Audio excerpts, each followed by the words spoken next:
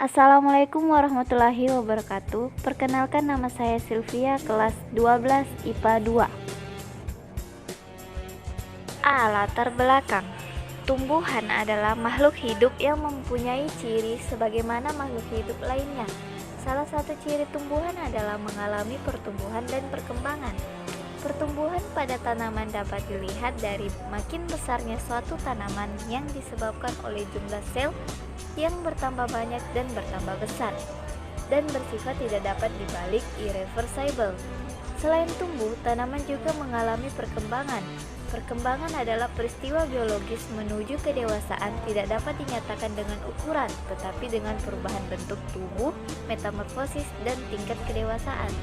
Pertumbuhan dan perkembangan merupakan dua proses yang berjalan secara stimulan pada waktu yang bersamaan. Perbedaannya terletak pada faktor kuantitatif karena mudah diamati, yaitu perubahan jumlah dan ukuran.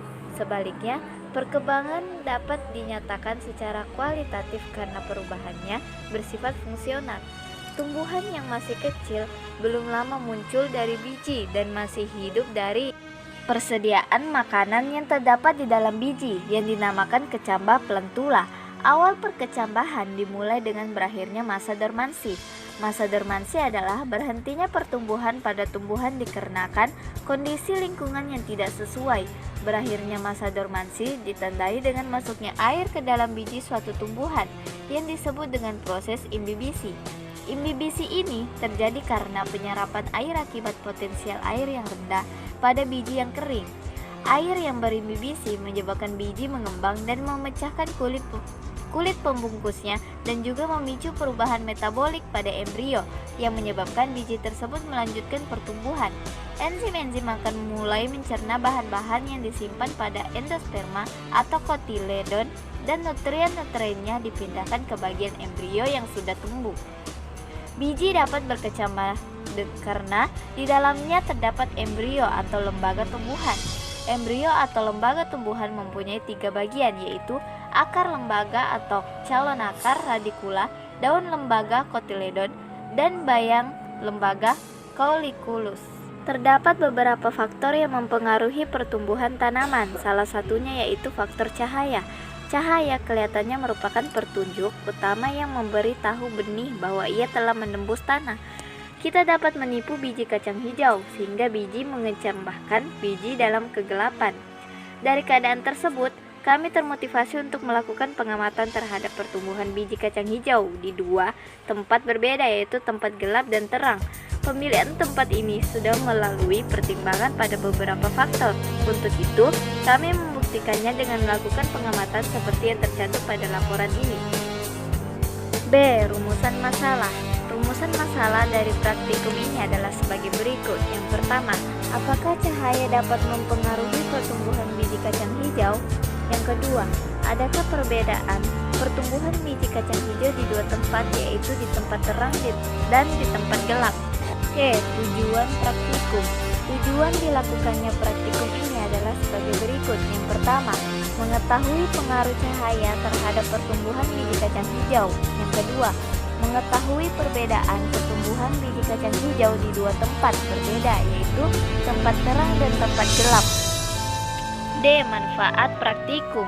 Beberapa manfaat yang bisa kita peroleh dari percobaan atau penelitian yang kita lakukan yaitu sebagai berikut. Bagi siswa, manfaat bagi siswa dengan adanya praktikum ini yaitu pengetahuan siswa tentang faktor cahaya dalam mempengaruhi pertumbuhan tanaman, khususnya kacang hijau. Bagi guru, manfaat bagi guru melalui praktikum ini yaitu guru dapat mengetahui tingkat pemahaman siswa yang akan cara melakukan uji praktek dalam hal ini mengenai pertumbuhan biji kacang hijau. Landasan teori. Landasan teori ada 2 teori yang menjadi landasan dalam praktikum, yakni 1. Pengertian pertumbuhan dan perkembangan. Pertumbuhan dapat diartikan sebagai suatu proses pertambahan, ukuran atau volume, serta jumlah sel secara irreversible atau tidak dapat kembali ke bentuk semula. Sedangkan perkembangan adalah peristiwa perubahan biologis menuju kedewasaan, tidak dapat dinyatakan dengan ukuran, tetapi dengan perubahan bentuk tubuh, metamorfosis, dan tingkat kedewasaan. Pada proses pertumbuhan selalu terjadi peningkatan volume dan bobot tubuh, peningkatan jumlah sel. dan protoplasma. Berbeda dengan pertumbuhan, perkembangan bukan merupakan besaran sehingga tidak dapat diukur. Perkembangan pada tumbuhan diawali sejak terjadi fertilisasi. Calon tumbuhan akan berubah bentuk dari sebuah telur yang dibuahi menjadi zigot, embrio, dan akhirnya menjadi sebatang pohon. Proses pertumbuhan dan perkembangan pada tumbuhan diawali dengan aktivitas sintetis bahan mentah, bahan baku berupa molekul sederhana dan molekul kompleks. Tahapan yang dilalui selama melangsungkan proses tersebut adalah sebagai berikut. A. Tahapan pembelahan sel, yaitu sel induk membelah menjadi beberapa sel anak. B.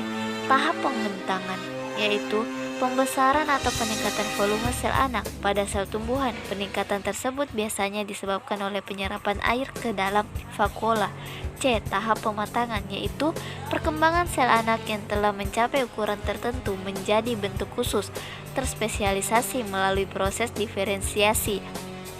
Pada akhirnya terbentuk jaringan organ dan individu.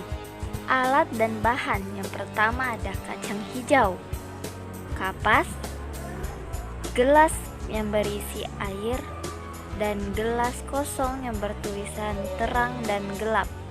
Metode percobaan. Langkah yang pertama, letakkan kapas di gelas yang bertulisan terang maupun gelap. Yang kedua, letakkan kacang hijau setidaknya setengah sendok makan di tempat yang sudah diisi kapas. Yang ketiga, taruh air setidaknya 1/2 sendok makan di tempat yang sudah ada kacang hijau. Selanjutnya, siram, amati, dan ukur kacang hijau selama 7 hari. Hasil dan pengamatan.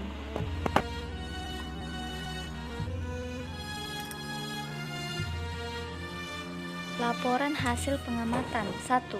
Laporan hasil pengamatan kacang hijau. Hari pertama tempat terang 0 cm, tempat gelap 0 cm. Hari kedua tempat terang 1,2 cm, tempat gelap 2 cm. Hari ketiga tempat terang 3 cm, tempat gelap 7 cm. Hari keempat tempat terang 6,8 cm, tempat gelap 12 cm. Hari kelima tempat terang 12 cm, tempat gelap 20 cm. Hari keenam tempat terang 13,2 cm, tempat gelap 22 cm. Hari ketujuh tempat terang 14,5 cm, tempat gelap 24,2 cm. Pembahasan 2. Pembahasan. Berdasarkan data yang saya peroleh dari hasil percobaan, dapat diketahui bahwa tinggi tanaman kacang hijau yang diletakkan di tempat gelap tidak terkena cahaya matahari jauh lebih tinggi dibanding tanaman kacang hijau yang diletakkan di tempat terang terkena sinar matahari. Hal ini disebabkan karena cahaya matahari yang mengenai tanaman kacang hijau memperlambat atau menghambat kerja hormon auksin. Oleh karena itu, tanaman kacang hijau yang diletakkan di tempat terang pertumbuhannya tidak secepat tanaman kacang hijau yang diletakkan di tempat gelap. Namun, jika dilihat dari bentuknya, tanaman yang diletakkan di tempat terang daunnya lebih hijau dan lebar serta batangnya lebih kokoh. Sedangkan tanaman di tempat gelap daunnya lebih pucat dan tipis serta batangnya tidak begitu kokoh.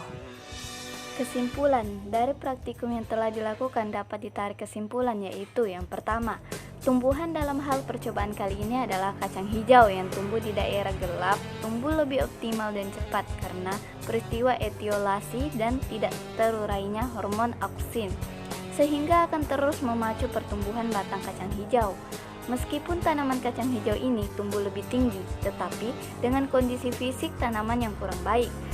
Batang terlihat kurus, tidak sehat, warna batang dan daun pucat, serta kekurangan klorofil sehingga daun terlihat pucat. Yang kedua, tanaman kacang hijau yang diletakkan di tempat terang tumbuh lebih pendek karena hormon auksin ini akan terurai dan terhambat karena terkena cahaya dan rusak sehingga laju pertambahan tinggi tanaman tidak terlalu cepat. Meskipun tanaman kacang hijau ini tumbuh lebih pendek, tetapi dengan kondisi fisik tanaman yang sehat, subur, batang terlihat gemuk, daun terlihat segar dan berwarna hijau, serta memiliki cukup klorofil.